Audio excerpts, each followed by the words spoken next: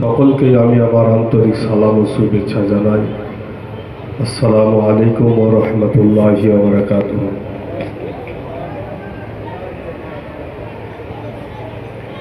নাহমাদুহু ওয়া নুসাল্লি আলা রাসূলিহিল কারীম।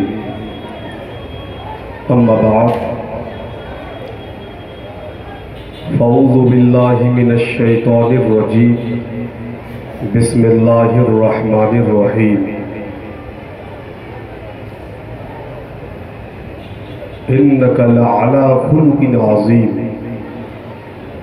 صدق الله العظيم وصدق رسوله النبي الأمين المتين الكريم ونحن على ذلك لمن الشاهدين والشاكرين والحمد لله رب العالمين। যাবতীয় প্রশংসা মহান করুণাময় আল্লাহ তাআলার নিমিত্তে, যিনি এক ও অদ্বিতীয় ওয়াহদাহু লা শারীক, যিনি চিরজীবী চিরস্থায়ী ওয়ানাদি ওয়ানান্ত ওয়াসীম। তারপরে পরেই তিনারি হাবিব ও নবী মুহাম্মদ মুস্তাফা সাল্লাল্লাহু তাআলা আলাইহি সালাতু ওয়া তাসলিমের প্রতি কোটি কোটি শত সহ সালাম ও দুরূদ শান্তির ধারা বর্ষিত হোক। সকলেই উচ্চ স্বরে ভক্তি ভরে পড়ুন আল্লাহুম্মা আমিন। कि मोहम्मद से वफा तूने तो हम तेरे हैं, कि मोहम्मद से वफा तूने तो हम तेरे हैं, ये जहां चीज है क्या लौहो कलम तेरे हैं। और बखुदा खुदा का यही है दर, नहीं और कोई मफर मकर। बखुदा खुदा का यही है दर, नहीं और कोई मफर मकर। जो वहां से हो यही आके हो, जो वहां से हो यही आके हो, जो यहाँ नहीं वो वहाँ नहीं। मुअज़्ज़ज़ सामीन हजरात, সন্ধ্যার পর থেকে নিয়ে এতক্ষণ পর্যন্ত কোরআন ও হাদিসের রোশনীতে বক্তব্য আমরা সকলেই শ্রবণ করছি। এই অধম এসছে কোরআন ও হাদিসের রোশনীতে দুই একটা কথা বলেই বক্তব্যের সমাপ্তি ঘটাবে। তবে কিছু বলা ও শোনার পূর্বে একবার জোরে সোরে মহব্বতের সহিত নবী পাক সাহেবে লাউলাদ সাল্লাল্লাহু তাআলা আলাইহি সাল্লাতু ওয়া তাসলিমের প্রতি দুরূদ শরীফের তালি নিশাওয়ার করি। তো সকলে মিলে পড়ি আল্লাহুম্মা সাল্লি আলা সাইয়্যিদিনা মাওলানা মুহাম্মদ বারিক ওয়া সাল্লিম সালাতান ওয়া সালামান আলাইকা ইয়া রাসূলুল্লাহ সাল্লাল্লাহু তাআলা আলাইহি ওয়াসাল্লাম। মুআজ্জাজ সামিন হযরত, আজ আমরা শুধু এখানে শোনার জন্যে আসিনি আর জানার জন্যেই আসিনি, শুনে জেনে কিছু আমল করার জন্যে এসেছি। কারণ শোনাটাই বড় নয়, জানাটাই বড় নয়, আমলটাই হলো সবচেয়ে বড়। যদি শোনা আর জানাটাই বড় হতো তাহলে ইবলিস শয়তানের মতো আর বড় হতো না। কারণ সে জাহিলও ছিল, তাকিও ছিল, ওলিও ছিল, নকিও ছিল, ফেরেশতাদের মাস্টারও ছিল, ফেরেশতাদের সর্দারও ছিল। সে এমন বড় আবেদ ছিল, এত ইবাদত করেছিল, তার ইবাদতকে যদি পৃথিবী সমগ্রতে বিছিয়ে দেওয়া হয় তিন পরিমাণও জায়গা থাকবে না যে কোনো জায়গা ফাঁকা থাকে। কিন্তু সে শয়তান হলো কিসের কারণে? করেনি বলে। তাই জানলে হবে না, করতে হবে। কিছু আমল নিজের ভিতরে আনতে হবে, কিছু করতে হবে, নিজের ভিতরে সুধার পয়দা করতে হবে। তাই তো আল্লাহ পাক রব্বুল ইজ্জত বলেছেন, ইন্নাকা লাআলা খুলুকিন আযীম। হে নবী, তোমার চরিত্র তো মহামর্যাদারই। তাই নবীর চরিত্রের দিকে ফলো করতে হবে, আর সেই চরিত্রের দিকে ফলো করে তার আদর্শকে নিজের ভিতরে জন্ম দেওয়ার চেষ্টা করতে হবে। না হলে কিছুই থাকবে না। এই হয়তো এত ইবাদত করছি, রমজান মাসে শবে কদর জাগলাম, 1000 মাস অপেক্ষা উত্তম। এত 1000 মাস যদি গুনতি করা হয় তাহলে কত বছর হবে? কত বছর মানুষের আয়ুও হয় না, বয়সও হয় না। কিন্তু সেই দিক যদি ফলো করি যে এত ইবাদত করে নিলাম, এতদিন তো আমি বাঁচবো না, তাহলে আর করে কি হবে? এত নেকি হয়ে গেছে। কিন্তু না, সেই দিক ভাবলে হবে না। এমন কারতুত হবে যে ইবলিস শয়তান এখান থেকে নিয়ে বাড়ি পর্যন্ত যেতে যেতে এমন কাজ আমাদের দ্বারা করিয়ে দিবে যে ওই ছোট্ট কাজের জন্য সমস্ত ইবাদত মিটে যাবে, সমস্ত ইবাদত মিটে যাবে। তাই সেদিকে ফলো না করে কিছু করতে হবে। আজ এমন একটা মজলিসে আমরা বসে আছি যে সুবহানাল্লাহ, যেই মজলিসকে কেন্দ্র করে আল্লাহর নবী বলেছেন যে শরীয়তের একটা মসলা শিখা, শরীয়তের একটা মাসআলা শিখা। সুবহানাল্লাহ, রাত জেগে জেগে হাজার রেকাত নফল ইবাদত করেও অতটা নেকি হবে না যতটা শরীয়তের একটা মসলা শিখাতে নেকি হবে। তাই শিখতে হবে, শিখে কিছু আমল করতে হবে। নবী আমার বলছেন এটা এমন একটা মজলিস, যেই মজলিসে আমরা বসে আছি আলেমগণেরা আছেন, যাকে ইশারা করে আল্লাহর নবী বলেছেন আন-নাজরু আলাল আলেমে ইবাদাতুন, আলেমের দিকে দেখা ইবাদত রয়েছে। আন-নাজরু আলাল মুসহাফে ইবাদাতুন, মুসহাফের দিকে দেখা অর্থাৎ কোরআন শরীফের দিকে দেখা ইবাদত রয়েছে। বাপের দিকে দেখা ইবাদত রয়েছে, কাবার দিকে দেখা ইবাদত রয়েছে। সুবহানাল্লাহ, আল্লাহর নবী বলেছেন আলীর দিকে দেখা ইবাদত রয়েছে। আন-নাজরু আলাল আলিয়ে ইবাদাতুন, আয-যিকরু আলাল আলিয়ে ইবাদাতুন, আলীর জিকির করা ইবাদত রয়েছে, তাই ইবাদত করতে হবে। নারে তাকবীর, নারে রিসালাত, মাসলাকে আলা হযরত হযরত আল্লামা মাওলানা মুফতি হাসিমউদ্দিন মিসবাহ সাহেব কিবলা। মাশাআল্লাহ, আলেমের দিকে দেখছি ইবাদত হচ্ছে। আল্লাহ নবী বলেছেন যে সুবহানাল্লাহ, আলেমের মজলিসে বসে থাকা এমন বলেছেন যে সুবহানাল্লাহ, হাজারটা জানাজাতে শরীক হলেও অতটা নেকি হবে না যতটা একটা আলেমের মজলিসে বসে নেকি হবে। জানাজার মাকাম কত, জানাজার ফজিলত কত। আল্লাহর নবী বলেছেন যে একটা জানাজার লাশকে ঘাড়ে করে নিয়ে 40 কদম পর্যন্ত হেঁটে যাবে, সুবহানাল্লাহ, তার পিছেকার সমস্ত গুনাহ মিটে যাবে। নিজামে শরিয়তে সাহেবে নিজামে শরিয়ত বলেছেন যে সুবহানাল্লাহ, তার ছোট গুনাহ কেন, বড় গুনাহও যদি থাকে ওই 40 কদম হাঁটাতে তার বড় গুনাহও মিটে যাবে। সুবহানাল্লাহ, জানাজা নিয়ে যাওয়াতে কত নেকি। জানাজা লাশ, সুবহানাল্লাহ, যদি আলেমের জানাজা হয়, বুজুর্গের জানাজা হয়, আল্লাহর ওলির জানাজা হয়, তাহলে ওই জানাজার জন্য যারা যারা জানাজায় থাকবে সকলে জান্নাতি হয়ে যাবে।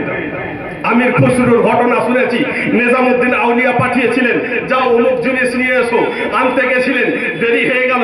দেরির কথা জিজ্ঞাসা করলেন দেরি কিসের জন্য হলো, বলে হুজুর বড় মজলিস ছিল, জম্মে গাফির ছিল, ট্রাফিক জ্যাম ছিল, সেখানে খালি মানুষ ছিল আর মানুষের মাথায় টুপি ছিল, তারা কুর্তা পরেছিল, পাঞ্জাবি পরেছিল। 3 দিন আগে একটা আল্লাহর ওলিতে বলেছিল যে 3 দিন পর আমার জানাজা হবে, আমার মৃত্যু হবে, আর আমার জানাজাতে যারা যারা শামিল হবে সকলে জান্নাতি হয়ে যাবে। বাহ বাহ ভাই, বেশ আছে। ওই জানাজার জন্য মানুষ ঝাঁপিয়ে পড়েছিল যে জানাজায় হাজির হবে, কিন্তু সুবহানাল্লাহ, জানাজাতে হাজির হওয়াতে জান্নাতি হওয়া যায়। সুবহানাল্লাহ, জানাজার নামাজ পড়াতে জান্নাতি হওয়া যায়, জানাজার নামাজ পড়াতে জান্নাতি হয়ে যায়। কিন্তু সুবহানাল্লাহ, আল্লাহর নবী বলতে আছেন হাজারটা জানাজা পড়েও অত নেকি হবে না যতটা নেকি একটা আলেমের মজলিসে হবে। আলেমের মজলিসে বসে যতটা নেকি হবে। আল্লাহর নবী বলতে আছেন সুবহানাল্লাহ, এটা আল্লাহর নবী বলছেন। আরো বলতে আছেন হাজারটা মানুষ যারা অসুস্থ হবে তাদেরকে দেখতে গিয়ে নবীর সুন্নত পালন করে অতটা নেকি হবে না যতটা একটা আলেমের মজলিসে বসে নেকি হবে। হাজারটা, সুবহানাল্লাহ। আজকে নবী আমার হযরতে আলী বলেছেন যে একটা অসুস্থ মানুষকে কোন বান্দা বা বান্দি যদি দেখতে যায়, আল্লাহর নূরের ফেরেশতা, রহমতের ফেরেশতা, একটা নয় দুটা নয় 70,000 ফেরেশতা তার পিছন ধরে নেই, তার সঙ্গে চলতে থাকে। চলতে চলতে সে যদি সকালে যায় তাহলে সকাল থেকে নিয়ে সন্ধ্যা পর্যন্ত, আর সে যদি সন্ধ্যাতে যায় তাহলে সন্ধ্যা থেকে নিয়ে সকাল পর্যন্ত সুবহানাল্লাহ 70,000 ফেরেশতা দোয়া করতে থাকে, দোয়া করতে থাকে যে সুবহানাল্লাহ, এ জানেওয়ালা তুমি যাচ্ছ, তোমার যাওয়া তোমার জন্য মোবারক। এ জানেওয়ালা তুমি চলছো, তোমার জন্য চলা মোবারক। কারণ তুমি যাও না, কারণ তুমি চলো না, চলছো যাচ্ছ, মানে তুমি জান্নাতে ঘর তৈরি করছো। আল্লাহর নবী বলেছেন, কিন্তু তাকে ওই ইশারা করে আল্লাহর নবী বলছেন তাদের যাওয়া থেকেও আলেমের মজলিসে বসে থাকাতে বেশি। আল্লাহর নবী বলছেন 1000 রেকাত নামাজ নফল নামাজ পড়ে ততটা নেকি হবে না যতটা আলেমের মজলিসে বসে নেকি হবে। সুবহানাল্লাহ, সুবহানাল্লাহ। তাই মজলিসে বসতে হবে আর কিছু শিখতে হবে। একটা মশলা শিখলেও বেড়া পার হয়ে যাবে। যদি একটা মশলা শিখে তার প্রতি আমল করি তাহলে জিন্দেগি সওয়ার হয়ে যাবে, জিন্দেগি সওয়ারা হয়ে যাবে, জিন্দেগি জীবন উন্নতিময় হয়ে যাবে, তা সে লাভবান হয়ে যাবে। তাই শিখতে হবে। নবীর আদর্শ কি ছিল? নবীর আদর্শ সুবহানাল্লাহ, আল্লাহ বলতে আছেন, হে নবী তোমার চরিত্র তো মহামর্যাদারই। আজকে আমাদের চরিত্র কি? সুবহানাল্লাহ, বড় বড় প্যান্ট বেঁধে এসে হাফ প্যান্ট দিয়ে হয়ে গেছে, ছেলের বাপ হয়ে গেছে, মেয়ের বাপ হয়ে গেছে, বিবি সামনে আছে, মা সামনে আছে, শ্বশুর সামনে আছে, আর হাফ প্যান্ট পরে ঘুরে বেড়াচ্ছে। হাঁটু উদাম আছে, হাঁটু যদি ঢাকা আছে তাহলে নাভি উদাম আছে। বড় বড় মানুষও এই রকম করতে আছে। এটা কি শরীয়তের বিধান?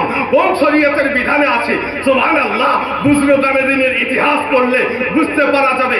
মুফতি আজম হিন্দ মুস্তাফা রেজা খান জানাজার জন্য সুবহানাল্লাহ গোসল দিচ্ছেন তিনাকে। গোসল হচ্ছে, আর গোসল হতে হতে তার সুবহানাল্লাহ কাপড় হাঁটুর উপরে উঠে গেছে, আর যেমন উঠে গেছে তিনার বডি পড়ে আছে, শুয়ে আছেন তিনি। মুরিদ করে না, গোসল দিতে আছেন, আর যেমন কাপড় উঠেছে তিনি উঠে গেলেন, উঠে বসে গেলেন, আর বসে যাওয়ার পর কাপড়কে আবার ঠিক করলেন, আর ঠিক করে আবার শুয়ে গেলেন। नारे तकबीर, नारे रिसालत, मसलके आला हजरत सैयदी सरकार मसरूर पिया कलीमी का दामन, करामत मुफ्ती आजम है हजरत अल्लामा मौलाना मुफ्ती हाशिमुद्दीन मिसबाही साहब किबला। মুআজ্জাজ মুহতারাম সামিঈন হযরত, তাহলে কিছু শিখতে হবে আর শিখে যেতে হবে। আজ বড় বড় বুজুর্গানের ইতিহাস যদি পড়েন তাহলে বোঝা যাবে যে তিনারা কত কষ্ট করেছেন। সময় সংকীর্ণ বলে আর বেশি সময় নেব না, বক্তব্যের সমাপ্তি ঘটবে। যে সুবহানাল্লাহ, বাহলুলে ধানার অপেয়া শুনেছি, তাকে বাদশাহ হারুন রশিদ একটা লাঠি দিচ্ছেন। যেই লাঠিটা আপনি নিয়ে নেন তখন তিনাকে বড় পাগল মনে হতো। এই লাঠিটা নেন আর আপনি সবচেয়ে বোকা মানুষ যাকে মনে করবেন তাকে এই লাঠিটা দিয়ে দিবেন। সুবহানাল্লাহ, তিনি লাঠিটা নিলেন। আল্লাহওয়ালা খোদাভীরু মানুষ লাঠিটা নিয়ে রেখে নিলেন।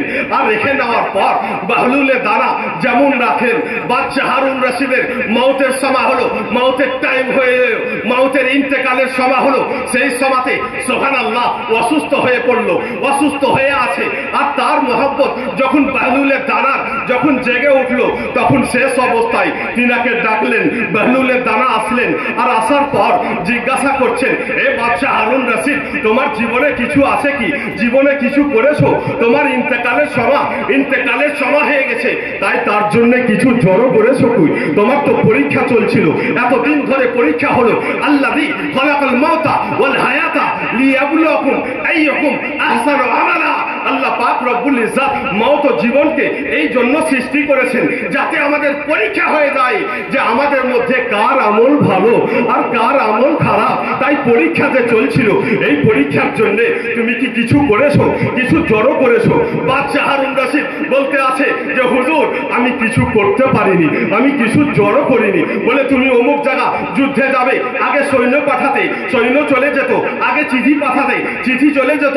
আগে তোহফা পাঠাতে, তোহফা চলে যেত।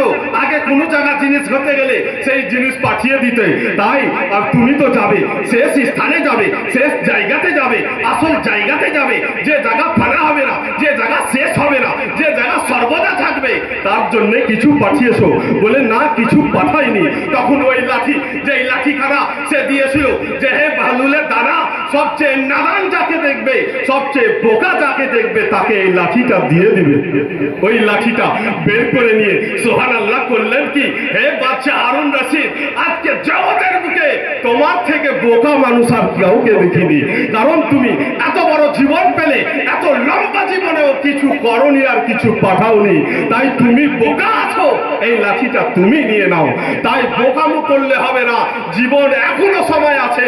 আল্লাহ পাক রব্বুল ইজ্জত বলে দিয়েছেন, ইয়া আইয়ুহাল্লাযীনা আমানু তুবু ইলাল্লাহি তাওবাতান নাসুহা, হে আমার বিশ্বাসী বর্গরা, তোমরা খালিস তওবা করো, মন থেকে, দিল থেকে, প্রাণ থেকে তোমাদের তওবা কবুল করব, তওবা করতে হবে। তাই আস্তাগফিরুল্লাহ করুন, আস্তাগফিরুল্লাহ রব্বি মিন কুল্লি যামবি ওয়া আতুবু ইলাইহি। যাই হোক, আমি এখান থেকে বক্তব্যের সমাপ্তি ঘটালাম। বলা ও শোনার মাধ্যমে হয়ে থাকলে বলতে আমি ক্ষমা প্রার্থী। ওয়া মা আলাইনা ইল্লাল বালাগ। আসসালামু আলাইকুম ওয়া রাহমাতুল্লাহ।